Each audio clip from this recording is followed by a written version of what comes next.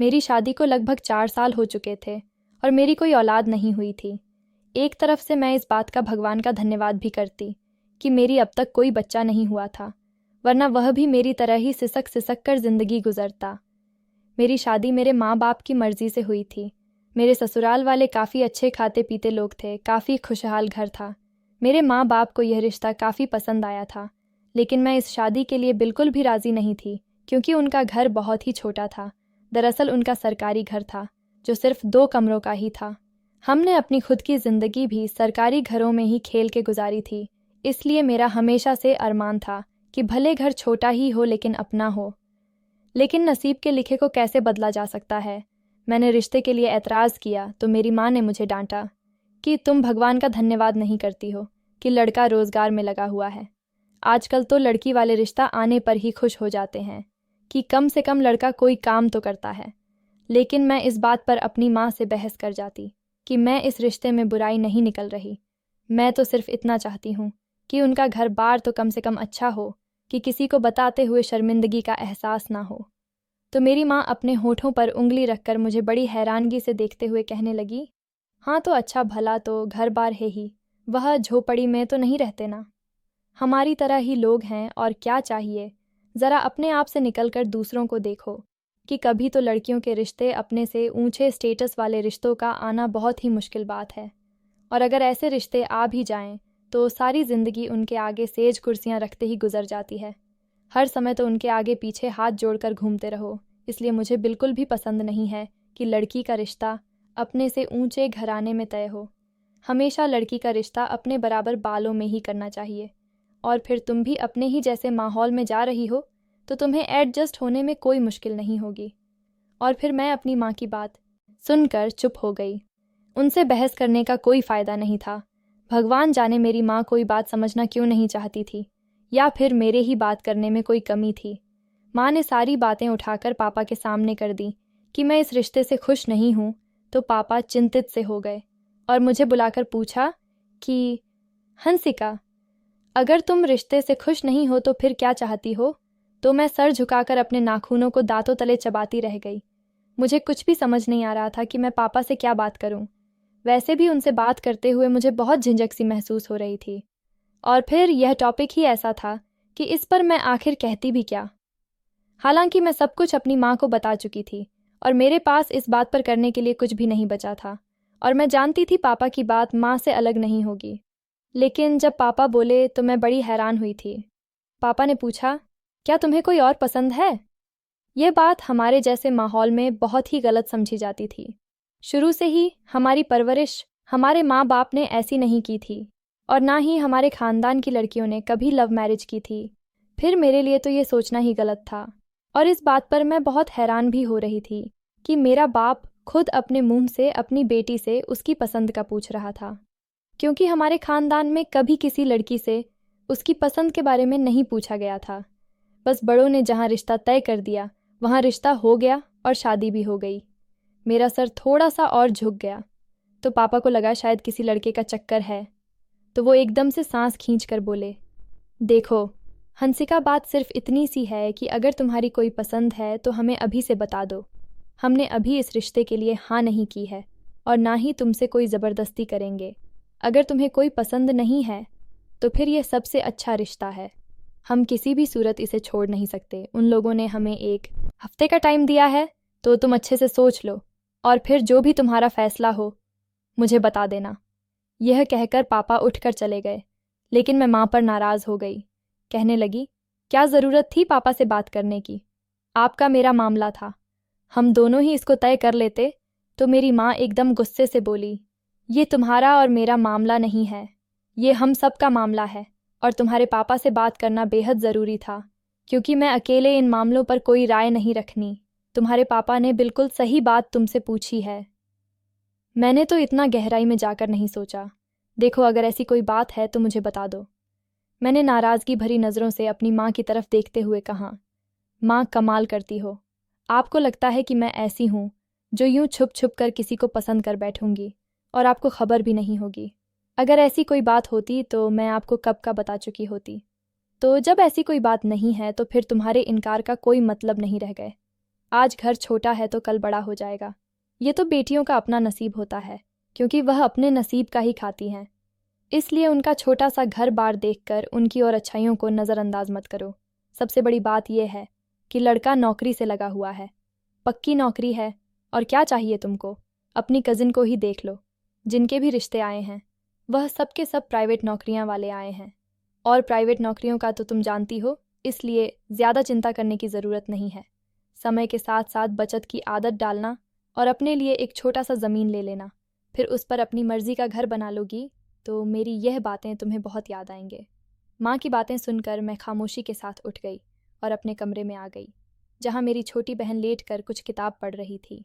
मैं खामोशी से अपने बेड पर आकर बैठ गई तो वह मेरी तरफ गौर से देखने लगी। क्या हुआ, तुम्हारा चेहरा क्यों उतरा हुआ है? सब ठीक तो है? वह मेरे करीब आ गई और कहने लगी, सच कहूँ तो मुझे भी माँ का यह फैसला अच्छा नहीं लग रहा। आपने उनके घर को देखा है? हमारे घर से भी छोटा है, बिल्कुल सिंगल क्वार्टर की तरह। किचन बरामदे में है, जिसे किचन कह ही नहीं सकते। बस किचन के नाम पर एक स्लैब डालकर चूल्हा रख दिया गया है। बाकी सारा सामान इधर उधर फैल बिखरा पड़ा रहता है। हर चीज़ खुली हुई है। कितना बुरा लगता है ना ऐसा किचन बना हुआ। ऊपर से उनकी बेटी का शो ऑफ देखो कि वह उसे ओपन एयर किचन कहते हुए नहीं थक रही थी। और उनकी डेकोरेशन का सेंस देखो, दोनों कमरे इस तरह से सजे हुए थे जैसे कोई म्यूज़ियम हो। सच में बहुत घुटन का एहसास हो रहा था। मैं तो कहती हूँ इनकार कर दो, नहीं तो सारी ज़िंदगी जलती कुदती रहोगी। भला यह भी कोई ज़िंदगी है कि इंसान अपनी मर्ज़ी से रह भी ना सके? ना जाने क्यों उसकी बातें सुनकर मेरी आंखों में आंसू आ गए। वह मेरे दिल की ही तो बात कर रही थी, लेकिन जो बातें माँ बोल रही थी वह भी गलत नहीं थी। मेरी उम्र इस समय 25 साल से ऊपर हो गई थी और ख़ानदान की सब लड़कियों की शादियाँ हो चुकी थीं, लेकिन हमारे घर अब तक कोई ढंग का रिश्ता नहीं आया था। तो अब मेरी माँ चिंतित होने लगी थी और उनकी चिंता दिन ब दिन बढ़ती ही जा रही थी। हम 2 बहनें थे और हमारा कोई भाई भी नहीं था। तो मेरी माँ और पापा यही चाहते थे कि अपनी ज़िंदगी में ही हम दोनों की शादी करके फ्री हो जाए और फिर रिटायरमेंट के बाद उनका गांव जाकर रहने का इरादा था कि बाकी ज़िंदगी वहीं पर गुजार देंगे। लेकिन मुसीबत ये थी कि मेरी पढ़ाई पूरी होने के बाद भी ढंग का रिश्ता तो एक तरफ रहा, कोई बेढंगा रिश्ता भी नहीं आ रहा था। और मुझसे छोटी बहन भी अब धीरे धीरे जवान हो रही थी। तो मेरी माँ को ऐसे में मेरी चिंता होने लगी थी कि कुछ सालों के बाद तो सीमा के रिश्ते भी आने लगेंगे। तो ऐसे में फिर मेरा क्या होगा? और मैं अपनी माँ की परेशानी को किसी हद तक समझ भी रही थी और दिल ही दिल में दुआ भी कर रही थी कि मेरे लिए कोई ढंग का रिश्ता आ जाए और मैं अपने घर की हो जाऊं और मेरी माँ की चिंता ख़त्म हो जाए। लेकिन रिश्ता ऐसा आया जो मुझे बिल्कुल पसंद नहीं था और फिर मैंने इस मामले को भगवान पर छोड़ दिया, क्योंकि मैं नहीं चाहती थी कि मेरी वजह से मेरे मम्मी पापा और परेशान हो। दूसरा, इस रिश्ते में जो सबसे अच्छी बात मेरे सामने आई कि लड़का कम से कम काम से तो लगा हुआ है, वरना आजकल तो न जाने कितने बेरोज़गार घूम रहे हैं। और दूसरी बात, मेरी सास ने दहेज लेने से मना कर दिया था और एक बार नहीं बल्कि बार बार मना किया। और उसका रीज़न ये बताया कि हमारा घर बहुत छोटा है, इसलिए दहेज का सामान रखने की जगह नहीं निकल सकेगी। तो मेरे मम्मी पापा ने जब ये बात सुनी तो वह खुश हुए, क्योंकि मम्मी और पापा दोनों ही मेरे दहेज को लेकर काफ़ी चिंतित थे। और इसीलिए मेरे पापा ने लोगों से कर्ज लेने के बारे में भी बात कर रखी थी। लेकिन जब मेरी सास ने दहेज के बारे में मना कर दिया तो पापा ने सुकून की सांस ली और फिर मेरी माँ की तरफ देखते हुए कहा कि मैंने नहीं कहा था ये लोग बह बहुत अच्छे हैं, तुम बेकार में ही परेशान हो रही हो। तो उनकी बात सुनकर मैं चुप हो गई। पहली बार मेरे दिल को भी सुकून हुआ था। फिर वह दिन भी आ गया जब मैं विदा होकर अपने ससुराल आ गई। मेरे साथ बस गोल्ड का एक सेट और अच्छे महंगे कपड़े बनाकर मेरी माँ ने मुझे दिया और साथ में कपड़ों के लिए एक अलमारी भी दे दिया ताकि मैं अपना सामान अलग रख सकूं। जो कमरा मुझे दिया गया था उसमें से कुछ सामान निकालकर मेरी अलमारी को उसमें सेट किया गया। लेकिन उस पर भी मेरी सास ने मुझे काफ़ी बातें सुनाई कि जब मना भी किया था तो क्या ज़रूरत थी इसे देने की। अब देखो ना, कमरे का बहुत सामान हमें गैलरी में रखना पड़ेगा। मैं उनकी बातें सुनकर कुछ परेशान भी हुई थी कि आखिर मुझे कपड़े रखने के लिए अलग से अलमारी की ज़रूरत होती। अब मैं उनकी अलमारियां तो इस्तेमाल नहीं कर सकती थी ना, इसलिए मेरी माँ ने बहुत सोच समझकर मुझे अलग से अलमारी दी कि मैं आज़ादी से अपना सामान रख सकूं।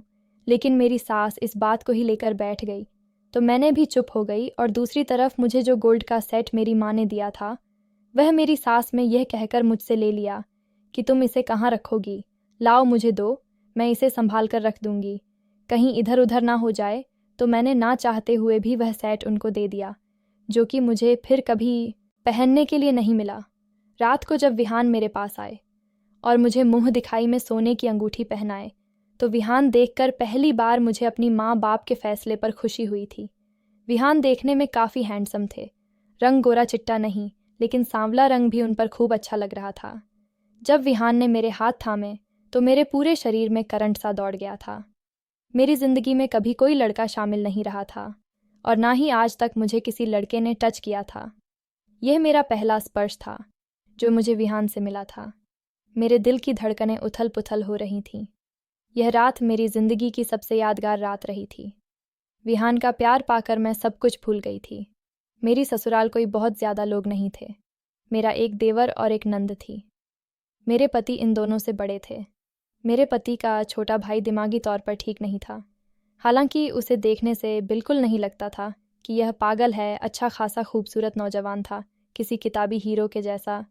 विहान का रंग फिर भी सांवला था, लेकिन मेरे देवर रोहित का रंग तो काफ़ी खिला हुआ था। लेकिन एक बात बड़ी ही अजीब थी। जब मैं शादी के बाद यहाँ आई तो वह कमरे से बाहर ही नहीं निकला। मुझे उसे देखने का काफ़ी शौक था, लेकिन वह अपना कमरा बंद करके रखत, और जब मैं आंगन में या बरामदे में होती तो वह कमरे के अंदर ही होता था।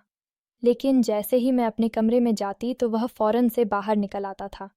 मुझे बड़ी हैरत होती थी कि वह ऐसा क्यों करता है। तो मेरी सास ने कहा, यह ऐसा ही है, ये किसी से भी बात नहीं करता और फिर औरतों से तो बहुत ही शर्माता है। फिर मैंने भी उसके करीब जाने की कोशिश नहीं की कि भगवान जाने मेरे साथ क्या व्यवहार करें। वैसे भी नई नई जगह थी और मैं उन लोगों को समझने की कोशिश कर रही थी। मुझे अपनी शादी को लेकर बहुत सारे अरमान थे। मैंने बहुत से सपना बुने थे जिनमें मुझे सिर्फ मोहब्बत और चाहत से रहने की तमन्ना थी। इसलिए मैंने नए बनते रिश्तों में हर सदस्य के साथ पूरी ईमानदारी और प्यार से चलने का फ़ैसला रखा था। यहाँ तक कि मैं अपने पागल देवर का भी बहुत ख्याल रखती। यही वजह थी कि वह अब मुझसे शर्माना छोड़ चुका था और मेरी मौजूदगी में भी बाहर आने लगा था। तो मुझे लगा कि मेरी ज़िंदगी की यह पहली कामयाबी है जो मुझे मिली है। लेकिन शायद यह मेरी भूल थी, क्योंकि रोमांटिक कहानियाँ में शादीशुदा ज़िंदगी के हवाले से जो कुछ दिखाया जाता है, रियल में उसको अपनी ज़िंदगी पर लागू करना उतना आसान नहीं होता। घर के कामों में और ससुराल के कामों में ज़मीन आसमान का फ़र्क होता है। मैं इस फ़र्क को दिमाग से निकलने की कोशिश की थी, क्योंकि ससुराल के हर छोटे बड़े काम मेरे लिए कभी भी प्रॉब्लम नहीं बने, क्योंकि मैं दिमागी तौर पर खुद को तैयार करके यहाँ आई थी। और वैसे भी मैं जिस माहौल से यहाँ पर आई थी, वहाँ औरतें सारे काम अपने हाथ से ही करती हैं। सीमित आमदनी में नौकरानी रखने का तो सवाल ही पैदा नहीं होता। यहाँ हालात थोड़े अच्छे थे, अगर काम वाली रख ली जाती तो कोई समस्या नहीं थी। लेकिन मेरी सास बहुत ही कंजूस टाइप की औरत थी। हालांकि जब मैं प्रेग्नेंट हो गई तो मुझे घर के कामों में अक्सर देर होने लगी, तो मेरे पति ने काम वाली ढूंढने की बात अपनी माँ से की। तो मेरी सास बहुत नाराज़ हो गई, कहने लगी, क्यों, क्या तुम्हारी पत्नी कोई अनोखा बच्चा पैदा करने जा रही है? क्या हमने बच्चे पैदा नहीं किए? अगर हम काम वाली के बगैर हट्टे कट्टे बच्चा पैदा कर गए हैं तो तुम्हारी पत्नी भी कर लेगी। और इस घर में काम ही कितना होता है, छोटा सा घर है और हम घर के लोग ही कितने हैं कि हंसिका पर बोझ पड़ गया, फिर हम भी तो उसका हाथ बांटते हैं। यह सारे घर का बोझ उठाएं थोड़ी ही फिर रही है। मेरी सास ने बात करने को तो कर दी, लेकिन सच्ची बात तो यह थी कि वह घर के काम में किसी भी तरह का कोई हाथ नहीं बटाती थी। नाश्ता, दोपहर का खाना, रात का खाना मैं अकेले ही बनाती थी और यह सब उन्हें टाइम से ही तैयार चाहिए होता था। मेरी सास और नंद मेरी तबीयत खराबी के बावजूद कभी भी किचन में जाकर नहीं देखी थी। मुझे अक्सर सब्ज़ी की स्मेल की वजह से उबकाई आती रहती थी। शुरू के दिन तो हर औरत के लिए बहुत ही नाजुक होते हैं। उसे अच्छी खुराक के साथ साथ आराम की भी ज़रूरत होती है। लेकिन मैं जब सुबह उठाती तो फिर रात को ही अपने कमरे में आकर बेड पर सोई थी। इस दौरान सारा दिन घर का चूल्हा चौका ही संभालती रह जाती थी। मेरी ननद जवान थी, चाहती तो मेरा हाथ बटा सकती थी, लेकिन न जाने मेरी सास ने उसे क्या पट्टी पढ़ाई कि वह बेड से उतरती ही ना थी। एक दो बार अपनी तबीयत खराबी की वजह से मैंने उसे किचन संभालने को बोला तो उसने बहुत ही अजीब शब्दों में मेरे मुंह पर ही इनकार कर दिया। पहली बार मेरा दिल अपने ससुराल के रिश्तों से बुरा पड़ गया था, क्योंकि इस हालत में तो औरत को बहुत ज़्यादा केयर की ज़रूरत होती है। केयर तो एक तरफ रही, मुझे तो ढंग से आराम करने को भी नहीं मिलता था। दूसरा, मेरे सर पर एक और आफत आ पड़ी कि मेरी सास पता नहीं कुछ दिनों से मुझे ढंग से बात ही नहीं कर रही थी। उनका मूड अक्सर अब बदलना शुरू हो गया। मैं बात भी करती तो बहुत ही ठंडा शब्दों में मुझे जवाब देती हैं और बिना मतलब मेरे कामों में कमी निकलती रहती। कभी उन्हें सब्जी में कोई स्वाद नहीं लगता, तो कभी उन्हें बर्तन सही से धुले हुए दिखाई ना देते, और मेरी प्रेगनेंसी में उन्हें कोनों खदरों में भी पड़ा हुआ धूल दिखाई देने लगा। हालांकि मैं बहुत कोशिश करती थी, लेकिन अपनी कमज़ोरी और चकराते सर के साथ मुझे घर चमकाने में कमी रही जाती थी। तो मेरी सास मुझे खूब बातें सुनती, लेकिन जैसे ही विहान घर में दाखिल होते तो मेरी सास बहुत ही मीठे शब्दों में बात करती हैं। उनके शब्दों से शहद टपकना शुरू हो जाता। पाता वह विहान के सामने मेरा बहुत ज़्यादा ख्याल भी रखती, मुझे आराम करने का कहती और विहान से कहती है कि देखो ना, इसने अपनी क्या हालत बना रखी है, ना ढंग से खाती पीती है ना आराम करती है। कल को कुछ उल्टा सीधा हो गया तो फिर हमें मत कहना कि हमने तुम्हारी पत्नी का ख्याल नहीं रखा। तो मैं हैरानों परेशान अपनी सास के चेहरे की तरफ देखती। यह किस कदर दोगली औरत है, मुझे सारा दिन कामों पर एक टांग पर खड़ा रखती है, लेकिन जैसे ही पति घर में आता है तो मेरी सांस मेरी बलाएं लेते नहीं थकती। मुझे इतनी मोहब्बत जताती क्योंकि इस चलबाजी पर मेरा दिल खून के आंसू रोने लगता। अपने माँ के यह सब बताने पर विहान मेरी तरफ एक नज़र डालते और फिर मुझे अपने सीने से लगा कर कहते कि हंसिका, मैं ये सब क्या सुन रहा हूँ। खुद का ख्याल रखो, देखो चेहरा कैसा पीला पड़ गया है, और हमारे आने वाले बच्चों के बारे में भी सोचो। तुम खुद का ख्याल नहीं रखोगी तो हमारे बच्चे पर बुरा असर पड़ेगा। मैं फीकी सी हंसी हंस देती। असल में विहान का प्यार ही मेरी ताकत था। अगर विहान का प्यार ना मिलता तो शायद मैं अब तक टूट चुकी होती। एक बार तो मेरे दिल में ख्याल आया कि मैं अपने पति से उनकी माँ की सारी बातें कह दूं, उनकी सारी पोल पट्टी खोल दूं और उन्हें बताऊं कि उनके जाने के बाद यह मेरे साथ सलूक करती हैं। लेकिन फिर मैं यह सोचकर चुप हो जाती कि कहीं मेरे पति को ऐसा ना लगे कि मैं उनकी माँ की शिकायत करती हूँ, कहीं उनका दिल मेरी तरफ से बुरा ना हो जाए। यही सोचकर मैं चुप हो जाती। फिर कभी कभी मेरा दिल करता कि मैं अपनी सास से यह बातें ज़रूर करूं कि आखिरकार उनका व्यवहार एकदम से अपने बेटे के आने पर बदल क्यों जाता है, लेकिन बस मेरा वही डर मुझे खामोश कर देता। मैं चाहती थी कि मैं अपने परिवार को जोड़ कर रखूं और उसमें किसी भी तरह का कोई लड़ाई झगड़ा ना हो, इसलिए मैं सब कुछ सह रही थी। क्योंकि अगर लड़ाई झगड़े होते भी तो मेरा मायका इतना भरा पूरा नहीं था कि वह लोग मुझे सपोर्ट करते। अगर कुछ ऊंच नीच हो जाती तो मेरे मम्मी पापा उल्टा मुझे ही समझा बुझा कर दोबारा ससुराल भेज देते। इसलिए मैं चुपचाप समय गुजर रही थी और यही सोचा था कि शायद एक दिन समय अच्छा भी आएगा। लेकिन समय तो शायद ही अच्छा आता, लेकिन गर्मियों के सख्त दिन ज़रूर गए थे। ये बहुत ही गर्म इलाका था जहाँ रात को पंख आग बरसाते थे। यहाँ पर दिन को चलने वाली हवाएं तो गर्म होती थीं, लेकिन रात को भी एक अजीब सी घुटन भरी गर्मी होती थी और पंखे आग बरसाते महसूस होते। घर में ऐसी सास ससुर के कमरे में लगा हुआ था। ऊपर छत पर एक पुराना सा कमरा बना हुआ था जिसे स्टोर रूम के लिए भी इस्तेमाल करते थे, और उसी में मेरा देवर रोहित भी रहता था। वह कम ही नीचे आता था, इसलिए ताज़ा हवा के लिए हम ऊपर छत पर भी नहीं जा सकते थे, क्योंकि मुझे डर था कि कहीं रोहित पर कोई पागलपन का दोहरा पड़ा तो मुझे कोई नुकसान न पहुंचा दे। और फिर नीचे एक एसी लगा हुआ था जो मेरे सास ससुर के कमरे में था। रात के समय मेरी ननंद भी उसी कमरे में जाकर लेट जाती थी। रोहित ने भी वहीं जाकर सोने के लिए अपना इरादा किया, तो मुझे हैरत तो उसे समय हुई जब वह अपना तकिया लेकर अकेले ही उनके कमरे में सोने के लिए चले गए। हालांकि विहान ने मुझे भी कहा था कि तुम भी चलो, वहीं एक तरफ अपना बिस्तर लगा लेंगे और सो जाएंगे, लेकिन मैं अपने सास ससुर के कमरे में कैसे सो सकती थी। मैंने मना कर दिया। विवाह कुछ देर तक मुझे देखते रहे और फिर अपना तकिया लेकर चले गए। मैं इस गर्म कमरे में बिल्कुल अकेली रह गई थी। जैसे दिन में धूप की तपीश चमड़ी को झुलसा जाती है, वहीं पर रात को शरीर ऐसे जलता कि मैं रात को उठ कर नहाती थी। लेकिन मुझे ऐसा लगता है कि जैसे रात इतनी लंबी हो गई है कि गुजरने का नाम ही नहीं ले रही। सुकून का सांस लेती, लेकिन फिर वही भाग दौड़ और प्रेगनेंसी में मेरी घबराहट और तबीयत खराबी भी साथ साथ ही चल रही थी। दिल चाहता सारे काम छोड़कर एसी वाले कमरे में जाकर सो जाऊं, लेकिन मेरी सास दिन को एसी लगाने की अनुमति नहीं देती थी।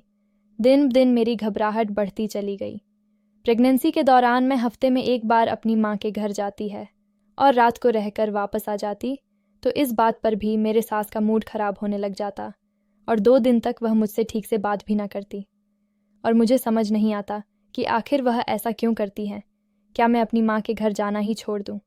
दिन रात की घुटन और चिंताओं से मेरा यह हाल हुआ कि मेरा मिसकैरेज हो गया, और जिसका मुझे बहुत दुख था, क्योंकि मुझे बच्चे बेहद पसंद थे।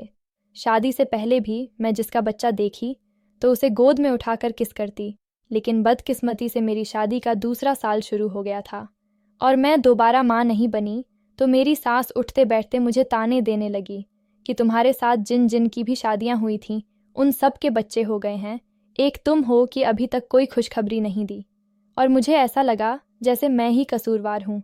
मेरे सास के ताने खत्म होने का नाम ही ना लेते। हर आने जाने वाली औरत के सामने अपने बेटे की औलाद ना होने की दुख भरी दस्तानें लेकर बैठ जाती, और औरतें भी चटकारे भरते हुए मुझे अजीब तरह से भरी निगाहों से देखती रहती। मेरे घर में औरतों का आना जाना बहुत लगा रहता था, क्योंकि यह आना जाना मेरे देवर की वजह से होता था, क्योंकि उनको लगता कि यह कोई नॉर्मल इंसान नहीं है, इसके पास कुछ ऐसी ताकत है कि यह जिस औरत के सर पर हाथ रख देता है उसकी किस्मत बदल जाती है। लेकिन अजीब बात यह थी कि जब भी कोई औरत उसके पास जाती तो बहुत डर जाता। बहुत मुश्किल से वह औरतों के सर पर हाथ रखना।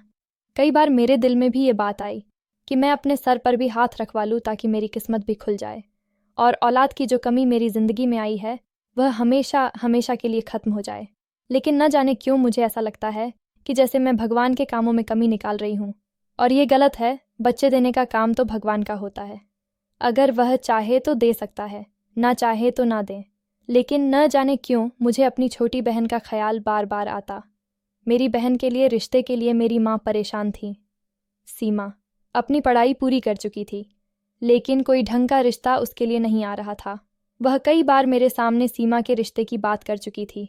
ऐसा नहीं था कि सीमा के लिए कोई रिश्ते नहीं आते थे, बल्कि जो रिश्ते आते हैं वह दोबारा पलट कर जवाब ही ना देते। तो ऐसे में मेरी माँ बहुत परेशान रहने लगी थी। लेकिन मेरी परेशानी मेरी माँ से थोड़ी अलग थी। मैं चाहती थी कि मेरी बहन की शादी किसी अमीर ख़ानदान में हो। उसे मेरी तरह यह घुट घुट कर ज़िंदगी ना गुजारनी पड़े, जहाँ उसका अपना एक कमरा हो और उसमें ज़िंदगी के सारे घर आराम मौजूद हो, और एक काम वाली हो जो उसका हाथ बटाए। मेरे दिमाग में ऐसी बहुत सी खिचड़ियाँ पकती रहती थीं, और मैंने माँ को साफ साफ कह दिया था कि सिर्फ लड़के की नौकरी ना देखें, बल्कि पूरा घर बार देखे कि वह लोग कैसे रहते हैं, कि बोलो अपने घर में कैसे रहते हैं, तभी उसकी शादी करें। मेरी बातें सुनकर मेरी माँ परेशान हो जाती। मैं जानती थी कि वह शुगर की मरीज़ है, इसलिए उनसे खुलकर मैं कोई बात नहीं करती थी, अपनी कोई भी परेशानी उन्हें नहीं बताती थी। लेकिन मेरी बातों को सुनकर वह अक्सर मेरी बातों की तह तक पहुंच जाती थी, और अब मेरी तरफ से भी बेहद परेशान रहने लगी थी। इसलिए मैं अपनी माँ को और परेशान नहीं करना चाहती थी, और अपनी परेशानियाँ अपने तक ही रखती थीं, और इसी उम्मीद पर ज़िंदगी गुजर रही थी कि शायद मेरे हालात बेहतर हो जाए। अचानक यूं ही एक दिन बैठे बैठे मुझे ख्याल आया कि क्यों ना मैं अपनी छोटी बहन को देवर के पास ले जाऊं, शायद उसका नसीब बदल जाए। न जाने क्यों यह सब कुछ सोचते हुए मुझे बिल्कुल भी ख्याल ना आया कि यह सब गलत है। बच्चों का देना न देना और फिर शादी ब्याह के मामले भी भगवान के हाथ में ही होते हैं। वही जोड़ियां बनाता है। इंसान का उस पर कोई बस नहीं चलता। बस अपनी उलझन और परेशानी में मुझे अपनी बहन के लिए जो हल नज़र आया, मैं सोच लिया कि मैं अपने देवर के सामने अपनी बहन को ज़रूर लाऊंगी। और यही सोचते हुए एक दिन मेरी बहन मुझसे मिलने आई, तो मैं उसे देवर के पास ले गई। मैंने सोचा कि वह पहले डरेगा और फिर बड़ी विनती करने के बाद वह कहीं मेरी बहन के सर पर हाथ रखेगा। बस थोड़ी देर की बात है, फिर मैं छोटी को घर भेज दूंगी। वैसे भी मेरी सास मेरे मायके से आए किसी भी रिश्ते पर खुश नहीं होती थी, लेकिन मुझे अपनी बहन की वजह से कोई परवाह नहीं थी। जैसे ही मैं छोटी को लेकर देवर के पास गई तो वह बिल्कुल भी छोटी से नहीं डरा, और बल्कि उसको टकटकी बांधे हुए देखा चला गया। इस बात पर मैं खुश थी कि चलो कोई हंगामा नहीं हुआ, और ना मेरी सास इस पर भी बातें सुनाती। मैं अभी यही सोच रही थी कि रोहित धीरे धीरे चलता हुआ सीमा के पास आ गया। अब तक उसकी निगाहें सीमा के ऊपर से नहीं हो रही थीं। अचानक ही उसने मेरी बहन का हाथ पकड़ा और तेज़ी के साथ अपने कमरे में ले गया, और फौरन ही दरवाज़ा भी बंद कर दिया। मेरे पैरों तले से तो ज़मीन ही निकल गई, क्योंकि मेरी आंखों के सामने ये सब अचानक हुआ था और मुझे समझ ही नहीं आया कि मैं क्या करूं। जब थोड़े होश ठिकाने आए तो मैं फ़ौरन भागते हुए दरवाज़ा पीटने लगी। मेरा शोर सुनकर छत पर सास ससुर और मेरे विहान भी ऊपर छत पर आ गए थे और दरवाज़ा खुलवाने की कोशिश करने लगे, लेकिन दरवाज़ा इतना मजबूर था कि धक्का लगने के बावजूद भी खुल नहीं रहा था और ना ही किसी तरह से टूट रहा था। जब 2 घंटे के बाद देवर ने दरवाज़ा खोला तो उसके हाथ में मेरी बहन का दुपट्टा था, जिसे देखकर मैं गुस्से से पागल हो गई और वह दुपट्टा उसने उसे झपट कर उसे झोर का धक्का दिया। वो ज़मीन पर गिर गया। फिर मैं कमरे में दाएं बाएं देखने लगी कि छोटी कहाँ है, तो मुझे वह ज़मीन के कोने पर डरी सहमी हुई बैठी नजर आई। मैं भागकर उसकी तरफ गई, उसे छूकर टटोल कर देखा कि कहीं उसके कपड़े तो फटे हुए नहीं हैं। मेरे दिमाग में अजीब सा डर बैठ गया था कि तभी छोटी एकदम से लिपट कर रोने लगी।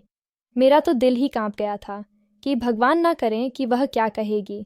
अगर कुछ ऐसा वैसा हो गया तो मम्मी पापा तो मुझे कभी भी माफ़ नहीं करेंगे और शायद सीमा भी मुझे इस बात का जिम्मेदार ठहराएगी, क्योंकि घर से मैंने उसे अपनी जिम्मेदारी पर बुलवाया था। मैंने उस पर दुपट्टा डाला और उसे अपने कमरे में ले आई और जब मैंने पूछा तो वह रोने लगी और कहा कि वह दूर बैठकर बस मुझे देखता रहा। मैं जैसे ही दरवाजे की तरफ भागने लगती तो वह मुझे पकड़कर बैठा देता और थोड़ी दूर पर बैठ जाता और फिर मुझे देखने लगता। फिर उसने एक बहुत ही अजीबोगरीब सी बात की कि यह सब लोग मुझे पागल समझते हैं, जबकि मैं पागल नहीं बल्कि नामर्द हूँ और अपनी इसी नामर्दी को छुपाने के लिए मैंने यह ढोंग रचाया हुआ है। लेकिन तुम्हें देखते ही मैं तुम्हें पसंद कर बैठा हूँ। तुम मुझे बहुत अच्छी लगी हो। अगर तुम मुझसे शादी का वादा करो तो मैं तुम्हें यहाँ से जाने दूंगा, वरना मैं हमेशा तुम्हें इसी कमरे में कैद करके रखूँगा। तुम मुझे बहुत अच्छी लगी हो, मुझसे शादी कर लो। मैं हामी भर ली और कहा, ठीक है, मैं तुमसे शादी के लिए तैयार हूँ। तो तभी उसने दरवाज़ा खोल दिया। उसकी बात सुनकर जहाँ मुझे अपनी बहन की इज्जत बच जाने की खुशी हुई थी, वहीं पर अपने देवर के लिए मुझे दुख भी हुआ कि उसे जमाने के तानों से छुपने के लिए किस आजमाई से गुजरना पड़ रहा है, वरना यह दुनिया तो उसे ताने दे देकर ही मार देती कि आखिर यह शादी क्यों नहीं कर रहा। अच्छा भला तो है, लेकिन शायद वह अपनी इस दीवानगी के धुंध में इन तानों से बच गया है। अब ये लोगों की तो अपनी गलती है कि जैसे हम चमत्कारी इंसान समझकर अपनी औरतों को उसके पास लेकर आते हैं कि उसके सर पर हाथ रखने से उनकी सारी इच्छाएं पूरी होती हैं। अगर वह इतना ही चमत्कारी होता तो सबसे पहले अपने ही सर पर हाथ रखता। उस दिन के बाद मुझे होश आ गया और मैं भगवान से माफ़ी मांग ली कि मैं ये क्या गलत काम करने जा रही थी। भगवान की मर्जी के बिना एक पाता भी नहीं हिलता। हम इंसान का क्या औकात है कि कुछ कर सके। अगले साल ही मैंने एक प्यार से बेटे को जन्म दिया था और मेरी बहन को भी एक अच्छी सी जगह पर शादी भी हो गई थी। लेकिन शादी की 1 महीने बाद ही वह विधवा हो गई। उसके पति की कोई पुरानी खानदानी दुश्मनी थी। उन लोगों ने सीमा के पति को मारकर अपना बदला लिया था। ये ऐसा दुखों का पहाड़ था जो हम पर टूट पड़ा था। मेरी माँ तो इस समय बिस्तर से ही लग गई थी और फिर मेरे दिमाग में सिर्फ रोहित का ख्याल आया था। मेरा देवर रोहित पागल नहीं था, वह नॉर्मल था। हाँ, मैं मानती हूँ वह नामर्द था, लेकिन उसका इलाज हो सकता है। मैंने सीमा से बात की कि तुम रोहित से शादी कर लो। पहले तो वह मुझे ऐसे देखती रही, लेकिन माँ की हालत को देखते हुए वह मान गई थी। मैंने माँ से बात की तो मेरी माँ कहने लगी, हंसिका तुम पागल हो गई हो, तुम्हारा देवर पागल है। मैंने माँ को सारी बात बता दी तो मेरी माँ भी रिश्ते के लिए मान गई। मैं जब विहान से बात की तो विहान ने भी वही बात की कि रोहित पागल है और मैं फिर विहान को भी सच्चाई बता दी। विहान बहुत हैरान हुआ, उसे अपने भाई के बारे में यह सब सुनकर दुख हुआ था और फिर हम सब ने मिलकर सीमा और रोहित की शादी कर दी।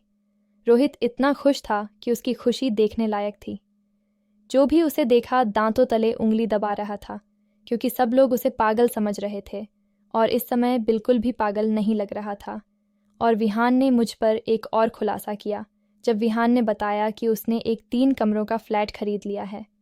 मैं तो हैरत से उसे देखते रह गई थी। मैंने कहा, ये तुमने कैसे किया? विहान ने बताया, मुझे सब पता था कि मेरी माँ और बहन तुम्हारे साथ क्या सलूक करती हैं, लेकिन फिर भी तुमने उफ तक नहीं की। तुम चुपचाप सब कुछ बर्दाश्त करती रही। मैं तुम्हें इस नर्क से निकलना चाहता था, तुम्हें और अपने बच्चे को एक अच्छी ज़िंदगी देना चाहता था। मैंने अपनी फंड के पैसों से और कुछ लोन लेकर फ्लैट खरीद लिया है। गांव के कुछ ज़मीन बेचकर मेरे पति ने रोहित के इलाज के लिए बाहर भेज दिया और जब 6 महीने के बाद रोहित और सीमा विदेश से आए थे तो रोहित बिल्कुल ठीक हो चुका था, बल्कि सीमा तो रोहित के साथ बहुत खुश लग रही थी। मैं, विहान, रोहित और सीमा अब इस फ्लैट में रहने लगे हैं। मेरे सास ससुर और नंद अब पुराने वाले घर में रहते हैं। हम दोनों बहनें भगवान का जितना धन्यवाद करते काम है कि हमें इतने प्यार करने वाले पति मिले थे। हम अपने सारे मामले भगवान पर घर छोड़ दें तो हमारे लिए भगवान कभी बुरा नहीं करता।